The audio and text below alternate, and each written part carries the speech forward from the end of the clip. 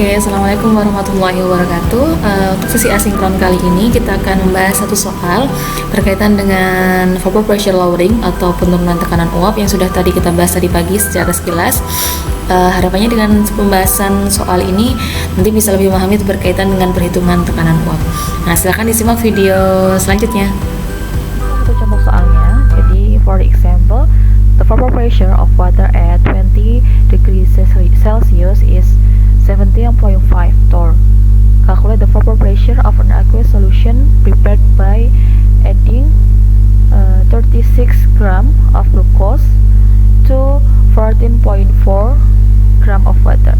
Oke, jadi ini soalnya bisa kita artikan bersama-sama. Jadi tekanan uap dari air pada suhu 20 derajat Celcius adalah 17,5 torr. Nah, kita diminta menentukan berapa tekanan uap dari larutan yang